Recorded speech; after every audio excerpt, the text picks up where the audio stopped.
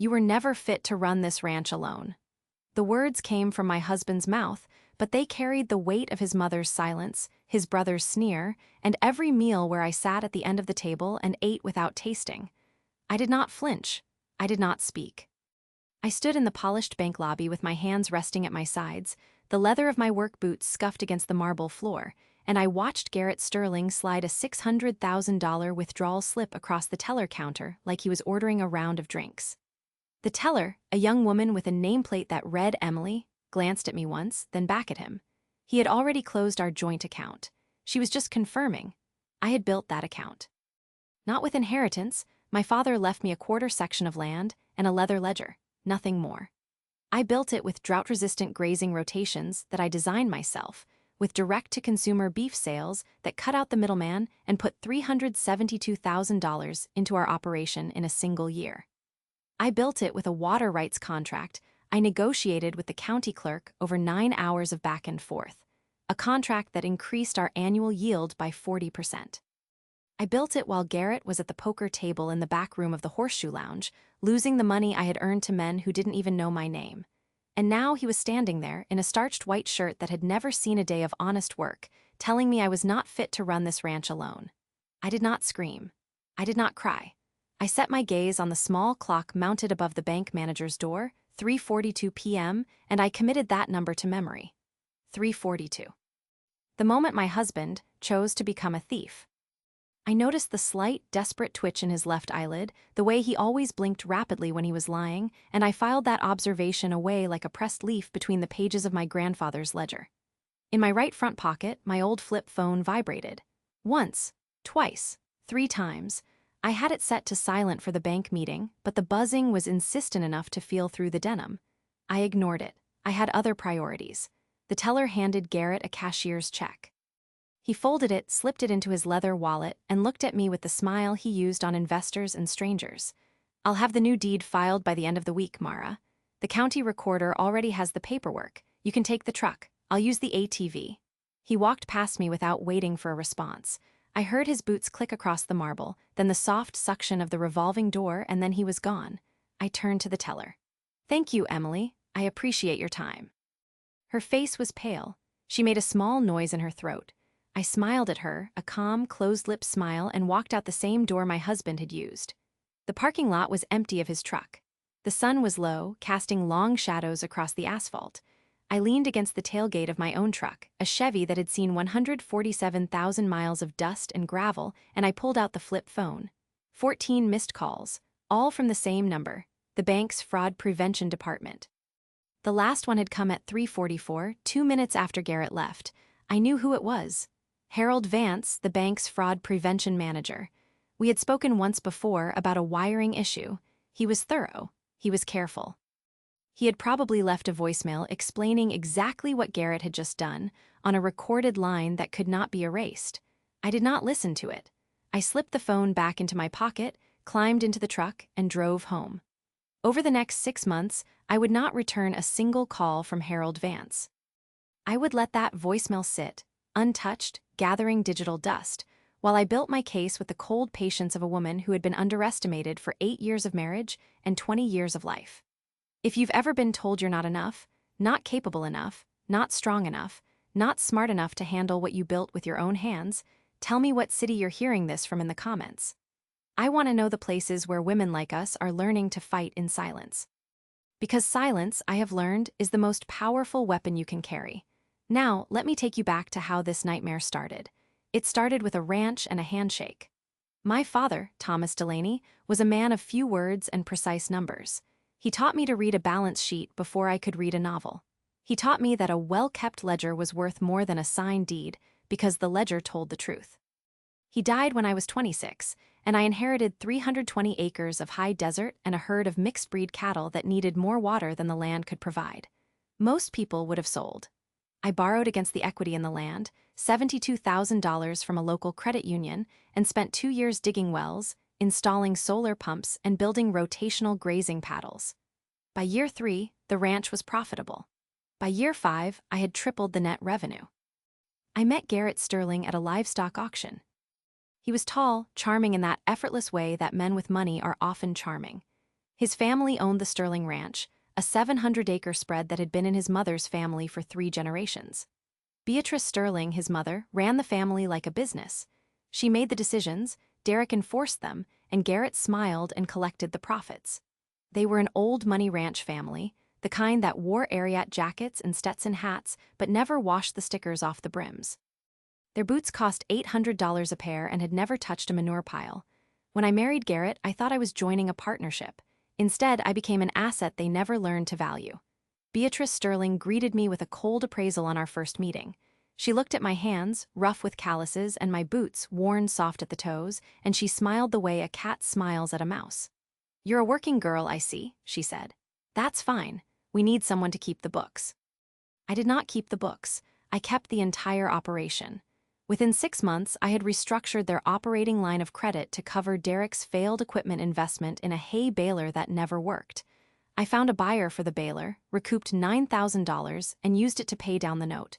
Beatrice did not thank me. She simply said, "You're good with numbers." Within a year, I discovered that Garrett had a gambling habit. He played 7-card stud at the Horseshoe Lounge, and he was deep $15,000 into one debt, $22,000 into another. He came to me crying, begging me not to tell his mother.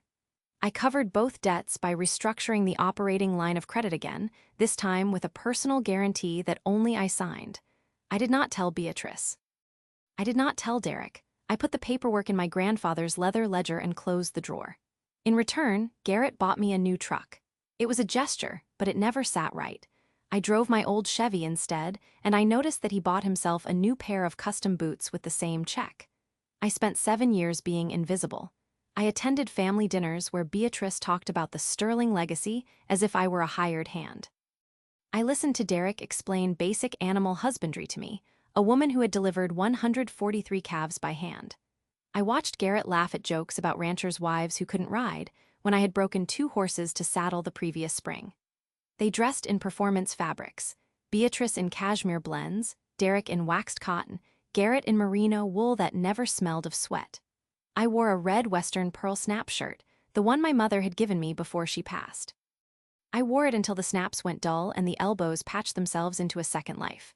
I wore it because it reminded me that I was not one of them, and that was exactly how I wanted it. The first fracture came 9 months before the bank lobby. I was looking for a plumbing invoice in Garrett's home office. The sink in the west barn had been leaking for weeks, and I needed the receipt to submit a claim when I found a folder labeled County Recorder tucked behind a stack of hunting magazines. Inside was a sworn affidavit of ownership, document number CR2024-1789. It stated that Garrett Sterling was the sole owner of the Delaney family ranch.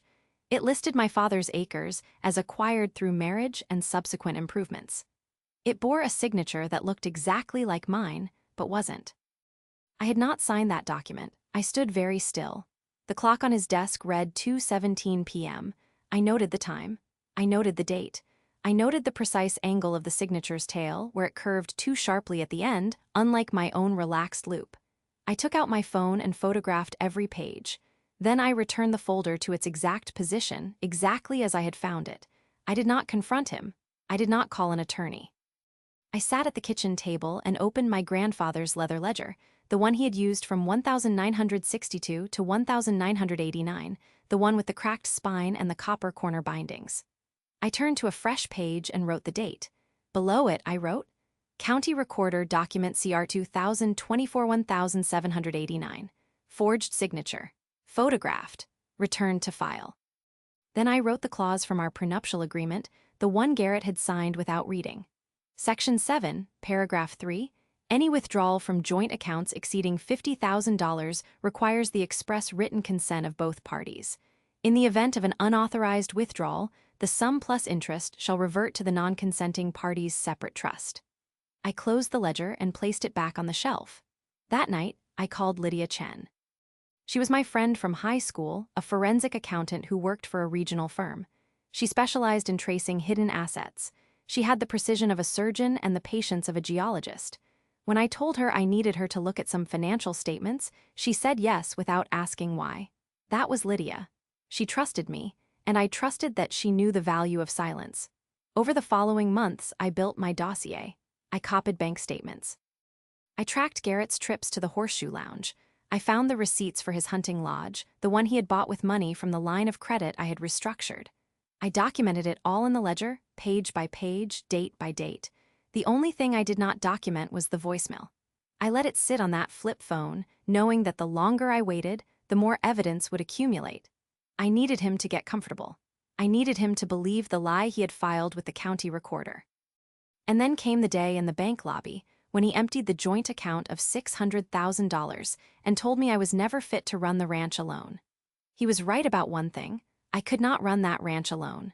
Not because I was incapable, but because I had been running it for years without credit, without thanks, and without the legal ownership that the county recorder had awarded to him, on paper at least. But paper can be folded, and signatures can be examined. And recorded voicemails, left by bank managers who followed proper procedure, cannot be denied. I waited 6 months to listen to that voicemail, but when I finally did, I already had everything I needed to dismantle him. The only thing he didn't know was that the trap had been set the day he signed that affidavit, and that I had been waiting for him to walk into it the entire time. The Sterling homestead sat at the end of a gravel lane lined with cottonwoods, their leaves shimmering silver in the late afternoon light. I parked my truck behind Derek's new Ford, its paint still glossy from the dealership, and I sat for a moment with my hands on the steering wheel. The front porch light was on. Through the picture window, I could see the chandelier in the dining room, its crystals catching the glow like 100 tiny watchful eyes. They were all inside. Beatrice, Derek, Garrett, and Garrett's cousin Margaret, who had driven up from Denver for what Beatrice had called a celebration dinner. I knew what they were celebrating. I had known for 6 months, ever since the bank lobby, ever since Garrett had walked out with that cashier's check. But I had let the time pass, let them grow comfortable, let them believe I had accepted my fate. I had not accepted anything. I stepped out of the truck and walked up the stone pathway. My boots made soft, crunching sounds against the gravel. The red Western pearl snap shirt I wore was clean but faded, the snaps worn smooth from years of wear. I had considered changing into something nicer. I owned a blouse, a navy one with mother-of-pearl buttons that Lydia had bought me for my birthday 2 years ago, but I decided against it. I wanted to enter their house exactly as I always had, dressed for work, dressed for the land, dressed to remind them that I was not one of them and never had been. The front door was unlocked. I pushed it open and walked into the foyer, where the smell of roasted beef and buttered rolls hung heavy in the air. Beatrice's voice carried from the dining room, crisp and controlled like the snap of a linen napkin. And there she is, right on time for once. I stepped into the dining room. The table was set with Beatrice's good china, the pattern with the gold rim and the tiny blue flowers. 8 places, but only 5 of us. 2 empty seats flanked the head of the table, where Beatrice sat in her high-backed chair like a queen holding court. Derek was to her right, a glass of bourbon in his hand. Garrett was across from him, already halfway through his wine. Margaret sat next to Derek, her blonde hair freshly highlighted, her smile a practiced social reflex. There was no place setting for me at the table. I paused, I counted the plates. 8, 5 people. That left 3 empty seats, but none of them were arranged for a meal, no silverware, no napkin, no wine glass. One of the empty seats was at the far end, the spot I usually occupied. But tonight, that place held only a stack of folded linens. Beatrice followed my gaze. "Oh, I'm sorry, Mara. I thought you'd be eating in the kitchen tonight. Margaret and I have business to discuss." She said it with such casual grace, such practiced indifference, that I almost admired the precision. This was not a mistake. This was a message. I did not flinch. I did not speak. I set my handbag on the sideboard, next to a silver tray of dinner rolls, and I looked at the clock mounted above the buffet. The hands read 6:47 p.m. The second hand ticked with mechanical regularity. I noted the time. I noted the angle of the crystal pendulum, still as a held breath. "I'd be happy to eat in the kitchen, Beatrice," I said. My voice came out calm, almost pleasant. "I have a few phone calls to make anyway." I turned and walked toward the kitchen before she could respond. Behind me, I heard the clink of a wine glass being refilled and Derek's low laugh. "She's learning," he said. I stopped at the kitchen doorway and looked back. The 4 of them were arranged around the table like a painting, Beatrice at the head, Derek on her right, Garrett on her left, Margaret beside Derek. They were beautiful. They were united. They were wrong. I stepped into the kitchen, where a single place had been set on the small breakfast table adjacent to the window. A plate of roast beef, a roll, a glass of water, no wine, no napkin ring. The bread roll was still warm. I sat down, unfolded the napkin, and began to eat slowly, deliberately, tasting every bite. I was not hungry, but I needed to be here. I needed to see them celebrate. The dinner lasted 1 hour and 12 minutes. I could hear their voices through the thin wall, laughter and stories, and the constant refrain of how Garrett had finally taken control. Margaret asked about the hunting lodge, the one Garrett had bought with the money from the line of credit I had restructured. Garrett's voice boomed. "We're taking possession next month. Fully paid, 310 acres of prime timber." I chewed my roll and smiled. At 8:17, Beatrice's heels clicked across the hardwood floor and the kitchen door swung open. She stood in the doorway, her hand on the frame, a half-empty glass of red wine in the other. Her silver hair was pinned perfectly, her earrings were real diamonds, and her smile was sharp enough to cut glass. "You can join us for coffee now, Mara. We have something to discuss." I rose from the table, picked up my plate, and rinsed it in the sink. I dried my hands on a dish towel and followed her into the dining room. The table had been cleared. A silver coffee service sat at Beatrice's elbow. Garrett and Derek were already holding their cups. Margaret was checking her phone. I stood by the sideboard, not sitting. I wanted the height. Beatrice set down her cup. "We've made some decisions about the ranch, Mara, now that Garrett holds the deed." "Hold on," I said. I looked at Garrett. "You hold the deed?" He adjusted his collar. "The county recorder accepted the affidavit. It's a matter of public record now." I nodded slowly. "I see. We think it's best if you step back from the day-to-day operations," Beatrice continued. "Derek will take over the management. You can stay in the guest house until you find a place of your own. We'll give you 2 months." I looked at Derek. He was staring at his coffee cup, a faint tremor in his right hand.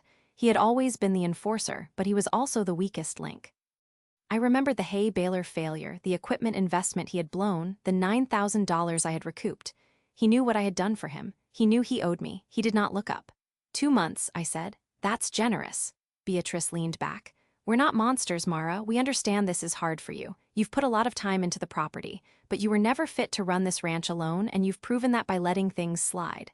There it was, the title line. It hung in the air between us like a blade. I did not scream.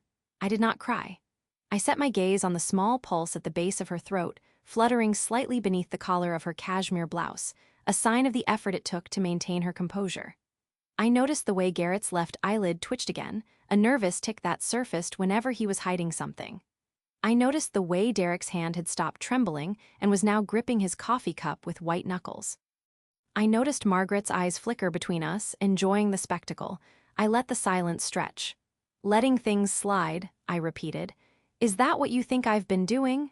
Beatrice's smile tightened. "You've been distracted. We understand. A woman in your position, it's hard to focus when you don't have the support of a family." I did not respond. I looked at Garrett. "You're sure about this?" He nodded, but his eyes did not meet mine. "It's done, Mara. Just accept it." I reached into my handbag and pulled out my old flip phone. I held it up so they could all see it. "I've been getting some strange voicemails from the bank," I said. "Their fraud prevention manager, Harold Vance. Do you know what he's been calling about?" Garrett's face went still. The color drained from his cheeks in a slow tide. Beatrice's smile did not waver. "I'm sure it's nothing, a clerical error." "Probably," I said. I slipped the phone back into my bag. "I haven't listened to them yet. I've been too busy." I turned and walked to the front door. I could feel their eyes on my back, the weight of their confusion, the faint stirring of anxiety. I stepped onto the porch, closed the door behind me, and walked to my truck. They thought that was the ending. I sat in the driver's seat and pulled out the flip phone. I scrolled to the voicemail inbox. 14 missed calls, 14 unread messages. I pressed play on the earliest one, from 3:42 p.m. on January 15th, the same day Garrett had emptied the joint account. Harold Vance's voice came through, clear and professional. "Good afternoon, Mrs. Delaney. This is Harold Vance from Western Heritage Bank's Fraud Prevention Division. I'm calling regarding the withdrawal of $600,000 from account number ending in 6024. Mr. Garrett Sterling was asked to confirm that you were present for the transaction. He stated, verbatim, that you were not.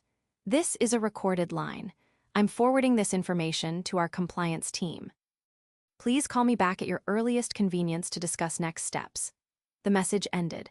I stared at the phone for a long moment, the screen glowing in the dark cab. Then I called Lydia Chen. She answered on the second ring. Mara, it's late. What's wrong? Nothing's wrong, I said. I'm ready. I have everything. Can you meet me at your office in 30 minutes? She paused. You want to do this tonight? They just told me I have 2 months to leave the ranch. They think I've been letting things slide. Lydia's voice hardened. I'll be there. Bring the ledger. I drove through the dark, the gravel road giving way to asphalt, the stars bright and cold above the prairie. Lydia's office was in a strip mall on the edge of town, a small suite with a frosted glass door and a desk cluttered with financial statements. She was waiting at the front door when I pulled up, her hair in a messy bun, her reading glasses perched on her head. We sat across from each other at her desk. I opened my grandfather's leather ledger and laid out the photographs of the forged affidavit, the bank statements, the water rights contract, the loan documents, the gambling debts. I told her everything, the 14 voicemails, the clause in the prenuptial agreement, the withdrawal without consent, Harold Vance's recorded confirmation. Lydia listened without interrupting. When I finished, she looked at the evidence spread across her desk and she smiled. This is airtight, she said. I can file the motion tomorrow morning. The court will freeze his accounts within 48 hours. And the proceeds from the hunting lodge, that's a fraudulent transfer. We can claw it back. I leaned back in my chair. I want him to know it was me.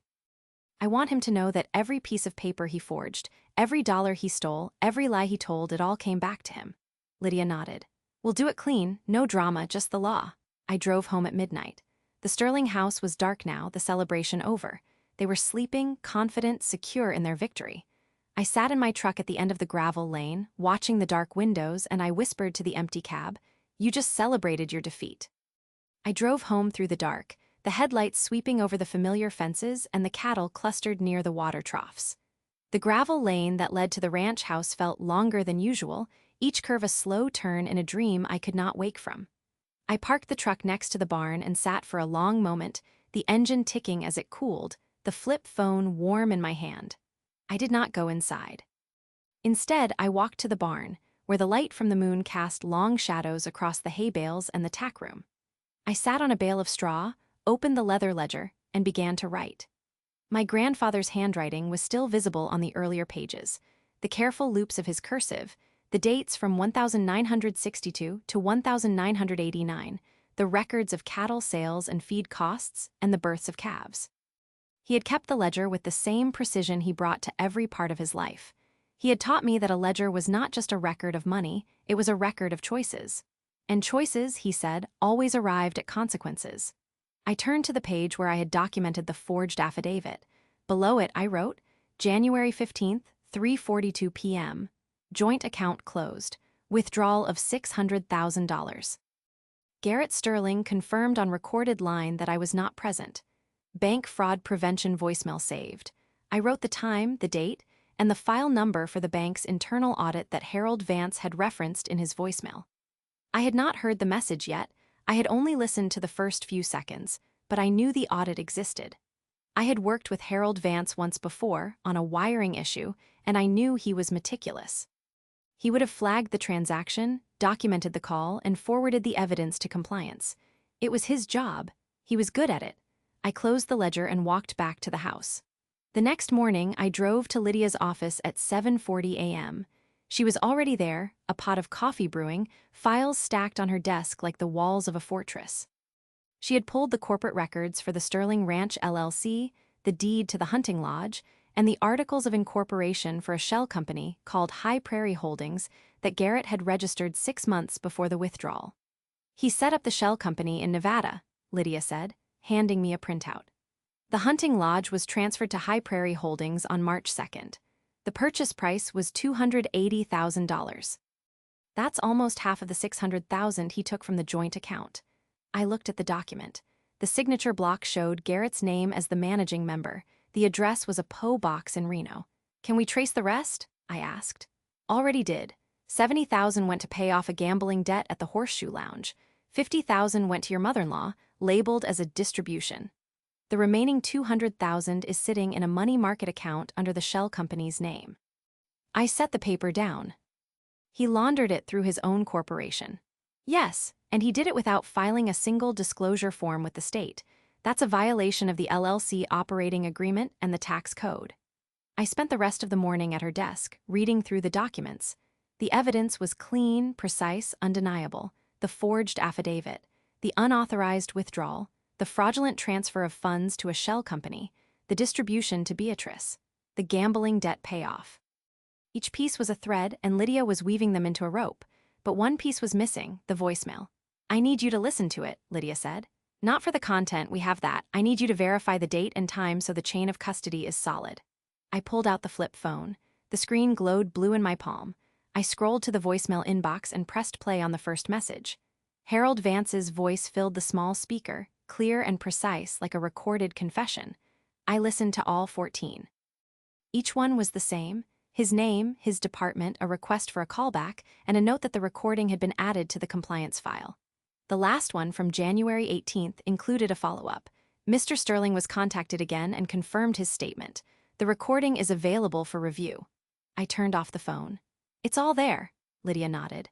"I'll file the motion tomorrow morning. The court can issue a temporary restraining order freezing his assets within 48 hours. We'll serve the complaint to his attorney, and we'll request a hearing in 14 days. "What about the ranch?" I asked.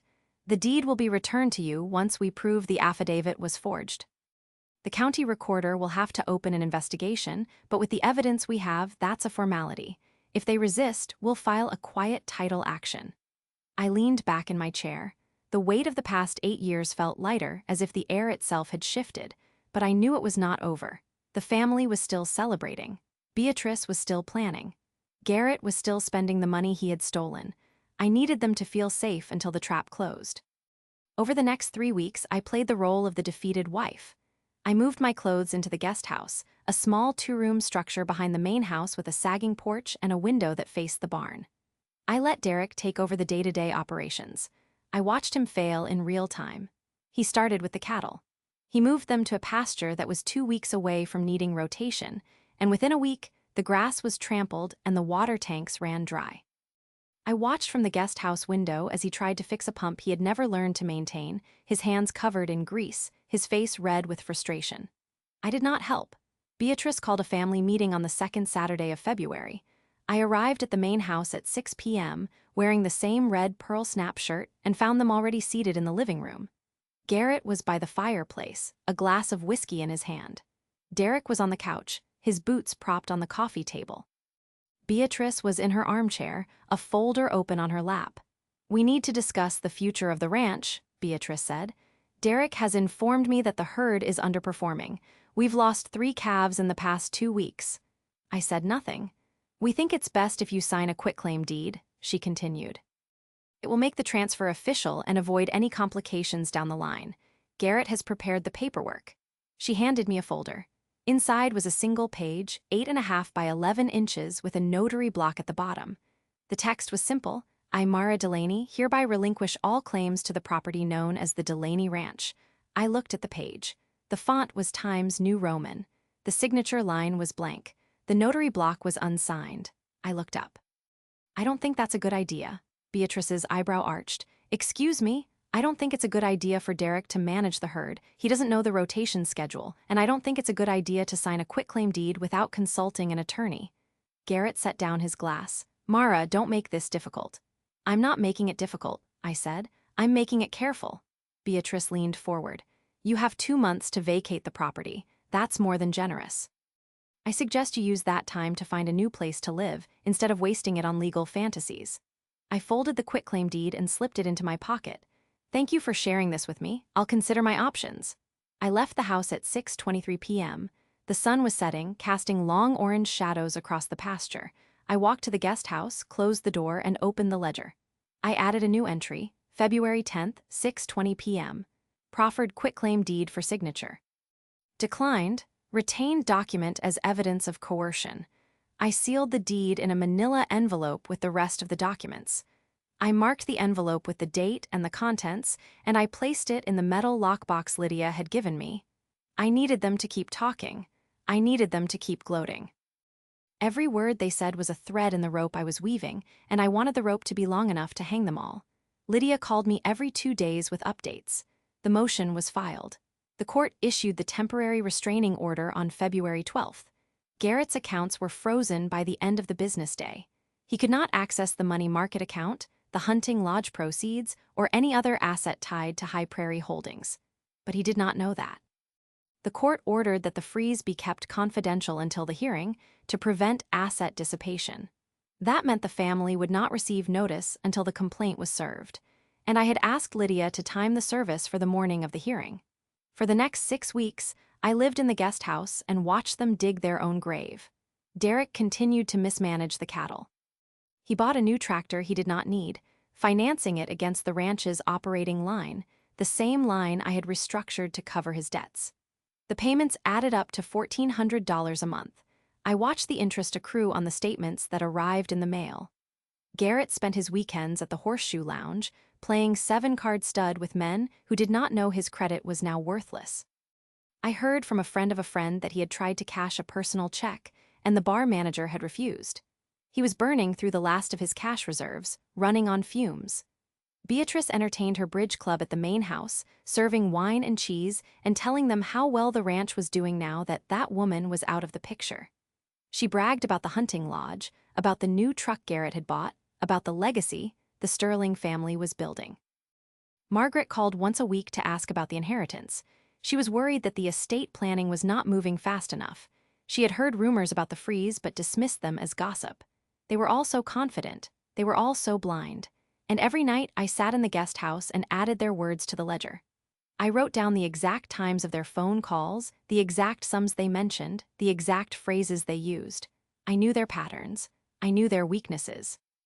I knew that Derek would be the first to break, and that Beatrice would be the last to surrender, and that Garrett would try to blame someone else. I was ready. The hearing was scheduled for March 24th at 10 a.m. in the district courthouse. Lydia prepared the evidentiary package in the week before. It was a thick green binder with tabbed dividers, organized by category: the forged affidavit, the unauthorized withdrawal, the shell company, the distribution to Beatrice, the gambling debts, the recorded voicemail transcript. We met at her office the night before. The office was quiet, the air conditioning humming in the background, the fluorescent lights casting a sterile glow. Lydia laid out the binder and ran through the exhibits one by one. Exhibit A is the joint account statement showing the withdrawal, she said. Exhibit B is the recorded voicemail transcript, signed and notarized by Harold Vance. Exhibit C is the shell company formation documents. Exhibit D is the transfer of the hunting lodge. Exhibit E is the payout to Beatrice. Exhibit F is the gambling debt receipt. Exhibit G is the county recorder affidavit with the expert handwriting analysis we commissioned. She paused. The handwriting analysis confirms the signature on the affidavit is a forgery. The expert noted 10 points of discrepancy, including the angle of the M and the lack of natural variation in the pressure points. I looked at the exhibit. The comparison images were side by side, my genuine signature from the water rights contract and the forged signature from the affidavit. The differences were subtle but undeniable when pointed out. The forger had copied the shape but not the flow, like a tracing made by someone who did not understand handwriting. Garrett will argue that I signed it voluntarily, I said. He can argue that, but he's already admitted on a recorded line that you were not present for the withdrawal. That admission, combined with the forgery, makes his credibility vanish. I closed the binder. And the prenuptial agreement? Section 7, paragraph 3. The withdrawal exceeded $50,000 without your consent. The entire amount plus interest reverts to your separate trust. The interest alone accrues at 6.8% annually, which means he owes you an additional $20,400 for the 2 months the money was in his account. I nodded. That's the final number, Lydia smiled. That's the final number. I drove back to the ranch at 11:30 p.m. The main house was dark. The guest house was cold. I sat at the small table and opened the ledger to the final entries. I wrote, March 23rd, 11:48 p.m. Evidentiary package complete. Hearing scheduled for 10 a.m. tomorrow. Garrett still unaware of the freeze. Beatrice still planning. Derek still failing. I closed the ledger and placed it in the lockbox. I placed the lockbox in the trunk of my truck. I set the flip phone on the seat beside me, the voicemail still saved. I thought about the line from my father's ledger, the one he had written on the last page before he died. Never start a fight, but always finish it. I turned off the light and waited for the morning. If you've ever had to smile while your enemy handed you the rope they thought would bind you, take a moment to share this story. Because sometimes, the most powerful thing you can do is let them keep talking while you keep building. The sun rose at 6:18 a.m. I showered, dressed in a clean pair of jeans and a navy blouse that Lydia had insisted I wear for the hearing. I brushed my hair and tied it back in a low ponytail. I put on the pearl earrings my father had given me for my 20th birthday. I drove to the courthouse. The parking lot was almost empty. Lydia was waiting at the entrance, a leather briefcase in one hand and the green binder in the other. "You ready?" she asked. I looked at the courthouse.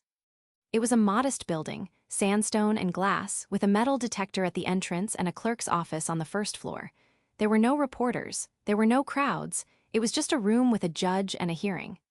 "I've been ready for 8 years," I said. We walked through the metal detector, took the elevator to the third floor, and entered the courtroom. The judge's bench was empty. The clerk was setting up a laptop. The prosecutor from the county attorney's office was not there. This was a civil matter, but the bailiff was present, a tall man with a placid face. Lydia took a seat at the plaintiff's table. I sat beside her. At 9:57, the courtroom door opened. Garrett Sterling walked in, followed by Derek. Beatrice followed behind them, her heels clicking against the linoleum, a silk scarf draped over her shoulders. They were not expecting a hearing. They were expecting to receive the complaint. Garrett stopped when he saw me. His face went pale. His left eyelid began to twitch. "Mara, what are you doing here?" I did not answer. Lydia stood up and handed a copy of the complaint to the bailiff, who passed it to the judge's clerk. Garrett watched the paper move from hand to hand, and I could see the calculation behind his eyes, the frantic reassessment of everything he had assumed. Beatrice stepped forward. "What is this? What's going on?" "This is a hearing," I said, my voice calm and clear. "You were served this morning. The court has frozen your assets pending the outcome of this proceeding." Beatrice's face reddened. "You have no right." "Actually," Lydia interrupted, "she has every right. The complaint, which you will receive in a moment, alleges forgery, unauthorized withdrawal, fraudulent transfer, and breach of fiduciary duty. The total damages exceed $600,000 plus interest and attorney's fees." Derek said nothing. His hands were trembling again. Garrett looked at me. His mouth opened, closed, opened again. You knew the whole time, the bank calls, you knew?" "Yes," I said. I knew." He had no answer. He had no escape. The courtroom was small, but it was big enough to hold the consequences of every choice he had made. And they were all printed out, tabbed, and bound in a green binder on the plaintiff's table. The family was still standing near the doorway, frozen in the moment before their world tilted. And I watched them, with the same calm patience I had learned from my father and the same precision I had recorded in the ledger. They had celebrated. They had planned. They had assumed I was defeated. But I had only been waiting for the right day. The judge entered at precisely 10 o'clock. A tall man in a black robe, his glasses perched low on his nose, a thick file tucked under his arm. He settled into the high-backed chair, adjusted the microphone, and looked over the courtroom. "Mr. Sterling, Mrs. Delaney, I understand we have a motion for a temporary restraining order and a complaint for breach of contract, fraud, and conversion." Garrett stood. His voice cracked. "Your Honor, this is a misunderstanding. Your wife is seated at the plaintiff's table," the judge said flatly, "and she is represented by counsel. I'm going to allow Mrs. Chen to present her motion first." Lydia rose. She opened the green binder with a clean, practiced motion. "Your Honor, the plaintiff, Mara Delaney, seeks a temporary restraining order freezing all assets held by Garrett Sterling, High Prairie Holdings, and Beatrice Sterling as a beneficiary of proceeds from an unauthorized withdrawal. The evidence includes a sworn affidavit from the bank's fraud prevention manager, a recorded voicemail in which Mr. Sterling admits the plaintiff was not present for the withdrawal, and a forged county recorder document." Garrett's face drained. Derek sank into his chair. Beatrice remained standing, her hands gripping the railing that separated the gallery from the well. "Your Honor," Lydia continued, "on January 15th of this year, Mr. Sterling withdrew $600,000 from the joint account he held with Mrs. Delaney.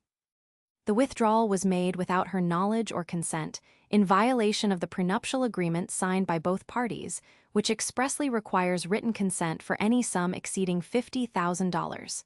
She slid a document across the desk. "The prenuptial agreement is Exhibit H, Section 7, Paragraph 3. The judge picked it up, scanned it, and set it down. Proceed. Mr. Sterling then transferred $280,000 of those funds to a shell company he formed in Nevada called High Prairie Holdings. $70,000 went to pay a gambling debt at the Horseshoe Lounge in Fort Collins. $50,000 was distributed to his mother, Beatrice Sterling. The remaining $200,000 sits in a money market account. Beatrice's voice broke through. That's a lie. Mr. Sterling will have his opportunity to respond, the judge said. His voice was calm, but his eyes were cold. Continue, Mrs. Chen. Lydia pulled out the bank fraud prevention voicemail transcript. Exhibit B is a transcript of a recorded phone call, notarized by Harold Vance, the bank's fraud prevention manager. Mr. Vance called Mrs. Delaney on January 15th at 3:42 p.m. and stated that Mr. Sterling verbally confirmed, on a recorded line, that Mrs. Delaney was not present for the transaction. The recording is in the bank's compliance file and has been subpoenaed. I watched Garrett. His left eyelid was twitching so fast it looked like a pulse. His jaw was tight. He was looking at the floor, not at the judge, not at me. Finally, Lydia said, Exhibit G is the county recorder document, number CR 2024-1789, a forged affidavit in which Mr. Sterling claims sole ownership of the Delaney Ranch. We have submitted a handwriting analysis from a certified forensic document examiner who identified 10 points of discrepancy between Mrs. Delaney's genuine signature and the forged signature on the affidavit. The judge looked at Garrett. Mr. Sterling, do you have anything to say? Garrett stood. His hands were shaking. Your Honor, we were married. It was a joint account. She knew, the judge repeated. The bank's recorded call indicates you told them she did not know. Which is it? Garrett's mouth opened and closed. No sound came out. Beatrice stepped forward. Your Honor, my son is under immense stress. This woman, Mrs. Sterling, the judge interrupted, you are not counsel. I suggest you retain an attorney before you speak further. Beatrice's face went crimson. She sat down hard. The judge turned to me. Mrs. Delaney, do you wish to address the court? I stood. My voice was steady. Your Honor, I have kept my grandfather's leather ranch ledger for 20 years. In it, I recorded every transaction, every loan, every payment made on behalf of this family. I covered my husband's gambling debts twice, restructuring the operating line of credit without her knowledge. I negotiated a water rights contract that increased our annual yield by 40%. I managed the herd rotation, the direct-to-consumer sales, the tax filings. And when he took $600,000, I did not scream. I did not cry. I documented every piece of paper he forged, every dollar he moved, every lie he told. I waited 6 months to listen to the bank's voicemail because I knew that if I waited, the evidence would be clean and complete, and now it is. The judge looked at me. You waited 6 months? Yes, Your Honor, I wanted no ambiguity. I wanted no question of who was telling the truth. The voicemail, the bank audit, the forged affidavit, the shell company, they all speak for themselves. There was a long silence.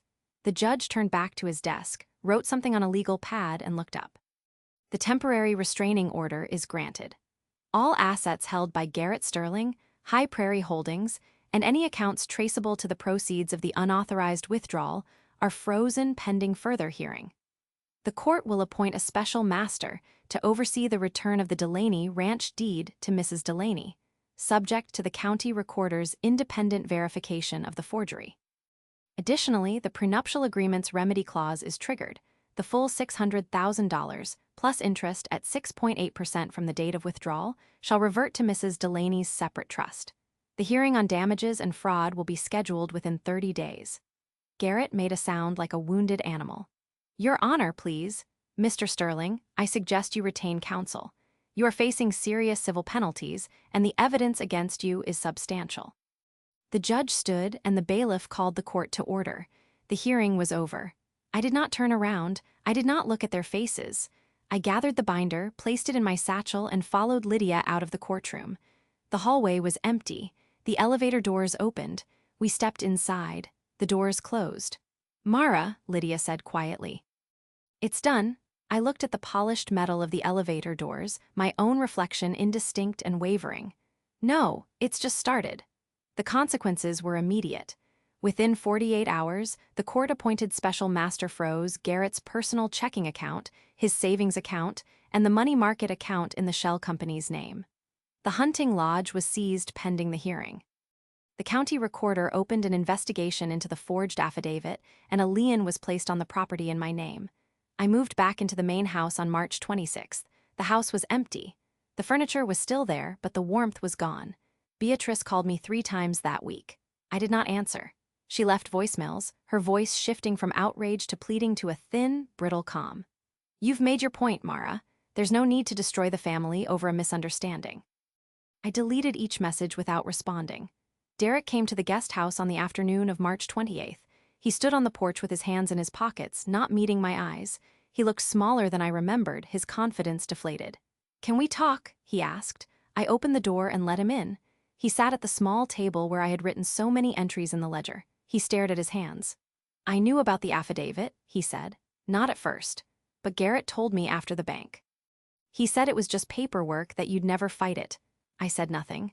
"I'm sorry," he said. "I should have stopped him. I should have told you." I looked at him. There was genuine remorse in his voice, but it was the remorse of a man who had watched a crime happen and done nothing. It was not enough, but it was something. "So what do you do now?" I asked. "I don't know. The ranch is gone. The hunting lodge is gone. Garrett's accounts are frozen. Mom is talking to a lawyer, but she doesn't have the money for a retainer. Then she should have invested differently." Derek nodded. He stood. At the door, he paused. "He loved you, in his way. His way was not enough." He left, and I watched him walk down the gravel lane, his boots scuffing the stones. He was the enforcer, but he had never been the architect. He had simply followed, and following had led him here. I did not feel sorry for him, but I understood him. 6 months passed. I sit on the porch of the main house now, the same porch where I once stood and watched the family celebrate their victory. The barns have been repaired and painted white. The fencing is new, the gates oiled and silent. A sleek sign hangs at the gate, "Delaney Ranch." No mention of the Sterling name. The ledger is open on my lap. I record the final entry, the date the ranch was legally free and clear. I place the bank's voicemail transcript inside the ledger, tucking it between the pages my grandfather had filled 60 years ago. I think about the 5 hard truths I learned in this war. First, a prenuptial agreement is only as strong as your willingness to read the fine print. Garrett signed ours without reading it. He assumed it was boilerplate, a formality. But the fine print gave me the weapon I needed. Every contract matters. Every clause counts. Second, the people who underestimate you are the ones who will incriminate themselves. Beatrice thought I was a woman who could not handle business. Derek thought I would never fight back. Garrett thought his lies would hold. But they forgot that I had been watching, listening, recording. They volunteered their arrogance, and I filed it. Third, never react in the moment. Let the evidence speak when the time is right. I wanted to scream when I found the forged affidavit. I wanted to call the bank immediately, but I waited. I let the silence do its work, and when I finally spoke, the evidence was complete and undeniable.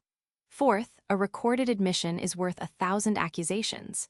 Harold Vance's voicemail was not a smoking gun, it was the whole arsenal, because Garrett had admitted, on a recorded line, that I was not present. That single call dismantled every defense he could have built. Fifth, true ownership is proven not by a name on a deed, but by the ability to protect it. The deed was forged. My name was erased, but the land knew me. The cattle knew me. The water rights contract I negotiated had my signature on it, and that signature was real. Ownership is not paper. It is the work, the care, the years of invisible labor that no one sees until it is gone. I closed the ledger. The sun is low, painting the sky in shades of gold and rose. The ranch is mine. Not because I won a legal battle, but because I never stopped being its caretaker. If this story felt familiar to you, if you have ever been told you are not enough, not capable, not strong enough to hold what you built, share it with someone who needs to hear it. Because the people who underestimate you are the ones who will hand you the rope they think will bind you, and you will use it to pull the walls down. Keep your boundaries strong. Guard your peace, and I will see you in the next.